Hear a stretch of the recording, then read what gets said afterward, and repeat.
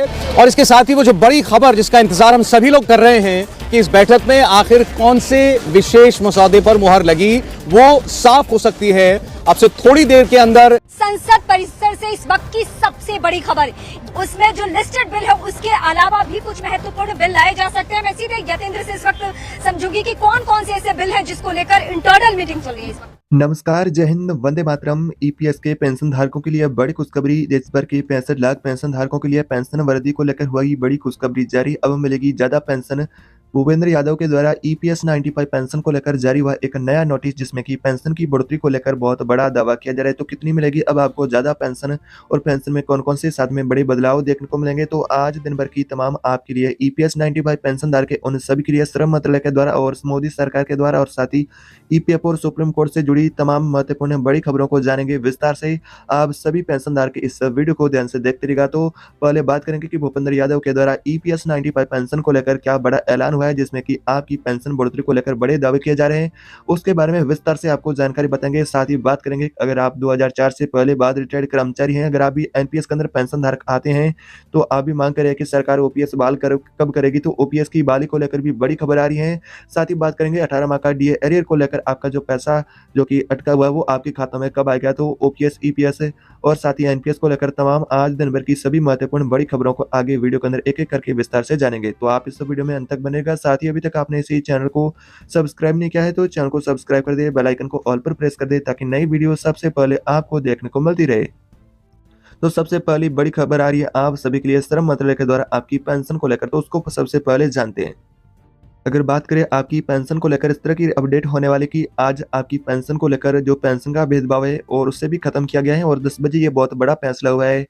साथ ही बात करें आपकी मिनिमम पेंशन की राशि को लेकर, तो पेंशन की राशि वर्तमान में 1000 रुपये की मिलती है। उस 1000 रुपये की राशि को बढ़ा करके 9000 प्लस डीए देने को लेकर अपडेट आ रही है, जिसमें कि श्रम मंत्री भूपेंद्र यादव ने आप सभी के लिए बड़ी खुशखबरी जारी की है। लेकिन कुछ नियम शर्तें भी साथ में जारी हुए जिनको आपको पूरा करना होगा। साथ ही तभी आपको 9000 प्लस डीए की पेंशन मिलेगी। उनके बारे में विस्तार से जानेंगे। तो 9000 प्लस डीए की मिनिमम पेंशन देने को लेकर सीबीटी की बैठक में भी बहुत बड़ी यानी कि चर्चा हुई, जिसके बाद बड़ा फैसला बताया जा रहा है। उसके बारे में बात करेंगे। अगर आपकी भी एज यानी कि 58 साल से लेकर के 65 वर्ष के बीच में आयु है, तो आपके लिए वीडियो देखना बहुत ही जरूरी। अगर आपकी इससे अधिक आयु है तो भी आप इस वीडियो में ध्यान से यानी कि बने रहिएगा, ताकि आपको विस्तार से जो जानकारी बताएंगे आपकी पेंशन जुड़ी। तो ऐतिहासिक फैसला बताया जिसमें कि आपकी मिनिमम पेंशन को 9000 प्लस डीए को लेकर सुप्रीम कोर्ट के द्वारा भी आदेश से बताया जा रहा है, जिसमें कि आप सभी को यानी कि बहुत ही बड़ा तोहफा मिल गया, यानी कि 9000 प्लस डीए की मिनिमम पेंशन, साथ में आपको यानी कि महंगाई राहत भी देखने को मिलेगा। अगर बात करें साथ में आपकी कौन कौन सी अन्य मांगे पूरी होगी, जैसा कि अगर आपकी 58 साल से एज अधिक है और 65 वर्ष के बीच में आपकी एज है, तो आपको मिलेगी पेंशन 7500 रुपये। अगर आपकी 65 वर्ष से एज अधिक है और 80 वर्ष से या उससे भी अधिक है, तो फिर आपको मिलेगी 9000 प्लस डीए की मिनिमम पेंशन। साथ में बात करें आपको न्यूनतम पेंशन के साथ में फ्री में मेडिकल की सुविधा भी देखने को मिलेगी। पेंशनर्स को हायर पेंशन की सुविधा भी देखने को मिलेगी। यानी कि ईपीएस 95 पेंशन धारक है उनके लिए बहुत बड़ा यानी कि अपडेट हुआ है सीबीटी के द्वारा। अगर बात करें तो सीबीटी ने इस यानी कि मुद्दे को लेकर लंबी चर्चा के बाद इस तरह की जानकारी दी है कि इस मुद्दे को लेकर अब जल्द यानी कि सहमति बनेगी। इसको लेकर चर्चा जारी है। बता दिया जाए कि 9000 प्लस डीए की पेंशन को लेकर जल्द सहमति मिलती है सुप्रीम कोर्ट के द्वारा सीबीटी की बैठक से, तो जल्द आपकी पेंशन की राशि 1000 रुपये की राशि बढ़ा करके 7500 रुपये या फिर 9000 प्लस डीए की राशि को जल्द लागू किया जा सकता है। यानी कि ईपीएस 95 पेंशन धारक उनकी प्रमुख मांगों को लेकर इस तरह की अपडेट आ रही है कि जो आपकी पेंशन को लेकर एक तारीख यानी कि तय हुई है। मीडिया रिपोर्ट के अनुसार ऐसा दावा किया जा रहा है कि 30 तारीख को यह सारा फैसला आपकी पेंशन को लेकर 30 दिसंबर को होने वाला है, जिसके बाद ईपीएस 95 पेंशन धारक उनकी प्रमुख जो पेंशन बढ़ोतरी की जो मांगे वो सारी अब खत्म होने वाली है। 30 तारीख से 9000 प्लस डीए की मिनिमम पेंशन को लेकर यानी कि फाइनली फैसला होने वाला है, जिसमें आपको मिनिमम पेंशन जो 9000 प्लस डीए की मिलेगी, साथ में हायर पेंशन और मेडिकल की सुविधा भी देखने को मिलेगी। यानी कि ईपीएस 95 पेंशन धारक उनके लिए बड़ी खुशखबरी होने वाली है। अब बात करेंगे साथ में आपको यानी कि कौन सी बैंक से आप पेंशन ले रहे हैं, तो कब आपके खातों में पेंशन की राशि मिलेगी। श्रम मंत्रालय द्वारा ये भी बहुत बड़ी खबर आ रही है कि अगर आप कौन सी भी बैंक से पेंशन ले रहे हैं, तो सभी को समान यानी कि पेंशन बढ़ोतरी का फायदा मिलेगा। किसी भी पेंशनर्स को ज्यादा कम पेंशन नहीं मिलेगी। यानी कि सभी ईपीएस 95 पेंशन धारक अगर इन 2 शर्तों का वो पूरा करते हैं, तो जो भी पेंशन धारक पहली शर्त के अंदर आते हैं या फिर दूसरी शर्त के अंदर, उनको पेंशन उतनी ही मिलेगी जितनी इसमें बताई गई है। यह पूरी खबर मीडिया आधारित है। इसमें कोई भी आधिकारिक सरकार ने अभी तक ऐसी जानकारी नहीं जारी की है। कोई भी सीबीटी की बैठक से आपकी पेंशन को लेकर कोई भी फैसला अभी तक जारी नहीं हुआ है। अगर बात करें जारी फैसला कब होगा, तो अनुमान ऐसा किया जा रहा है कि नए साल में आपकी पेंशन को लेकर जो लंबित फैसले हैं एनपीएस, ओपीएस और ईपीएस पेंशन को लेकर जो सरकार है एक बार फिर से उनकी मांगों को नजरअंदाज नहीं किए हुए हुए उन्हें भी यानी कि फिर से यानी कि उनकी मांगे है उनको पूरा भी किया जा सकता है। लेकिन अभी तक ऐसी कोई भी आधिकारिक सरकार के द्वारा घोषणा नहीं जारी हुई है कि आप सभी की पेंशन की राशि ₹1000 से बढ़कर के ₹9000 होगी या फिर ₹7500। इस तरह की कोई भी आधिकारिक घोषणा नहीं जारी की गई है। अगर बात करें आपकी एनपीएस और ओपीएस को लेकर क्या बड़ी अपडेट होने वाली है, तो वो भी आपको विस्तार से बताएँगे।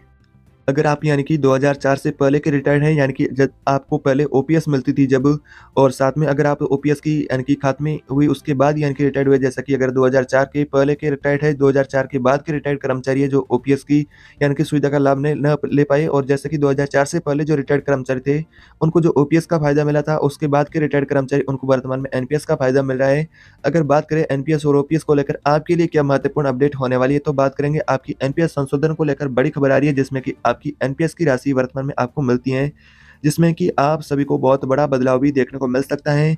इसमें ऐसा यानी कि दावा किया जा रहा है मीडिया रिपोर्ट के अनुसार, जो वर्तमान में आपको एनपीएस मिलती है, जिसमें आपको जो आप योगदान करते हैं 10% का और सरकार योगदान करती है 14% का, और इसको लेकर यानी कि जो पेंशनधारक है वर्तमान में सहमत नहीं है, वो चाहते हैं कि सरकार ओपीएस को फिर से बहाल करे। तो वैसे में अगर आपकी ओपीएस की मांग को लेकर देखा जाए, पिछले लंबे समय से ओपीएस की मांगों को लेकर प्रतिदिन जो कर्मचारी और पेंशनधारक है उनकी मांगे बढ़ती जा रही है। उनको लेकर इस तरह का यानी कि आश्वासन सरकार ने दिया है कि आप सभी की जो प्रमुख मांगे हैं उनको लेकर कमेटी ऑफ सरकार का यानी कि एनपीएस का रिव्यू को लेकर गठन सरकार ने किया था मार्च 2023 के अंदर। जो कमेटी ऑफ सरकार को यानी कि जल्दी एनपीएस रिव्यू किए जाने का उनके आंकड़े वो सरकार को सौंपेगी। उसके अनुसार सरकार आपकी पेंशन में कौन-कौन से बड़े बदलाव करने वाली है, उसके आधार पर बदलाव किए जाएंगे। लेकिन अनुमान ऐसा किया जा रहा है कि आपकी पेंशन है एनपीएस वर्तमान में उनको यानी कि संशोधन किया जा सकता है, जिसके बाद आपको 40 या 50% का पेंशन का आपको अपनी सैलरी का मिलेगा। इस तरह की आपकी एनपीएस को लेकर अपडेट होने वाला है। अगर आप यानी कि कभी भी रिटायर्ड कर्मचारी है, तो बात करें पेंशन के भेदभाव को लेकर, 2004 के पहले बाद रिटायर्ड कर्मचारी है, पेंशन के भेदभाव को लेकर भी अभी तक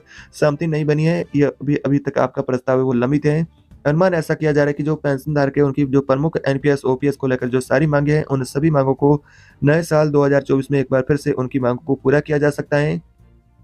बात करें आपकी 18 माह की एरियर की राशि को लेकर भी लंबित फैसले हैं, जो कि कोरोना काल का रुका हुआ एरियर है, जिसे भी जमा करने को लेकर 2024 में यानी कि बजट में सहमति बन सकती है। फरवरी में आपका अंतरिम पेंशन का बजट पेश होने वाला है, जिसमें कि ईपीएस के पेंशनधारक है वो भी आस लगाए हुए बैठे हैं सरकार से। साथ ही एनपीएस के जो पेंशनधारक है चाहते हैं कि सरकार ओपीएस बहाल करे या फिर एनपीएस में संशोधन करे, लेकिन उनको पेंशन की राशि वर्तमान में कम मिलती है।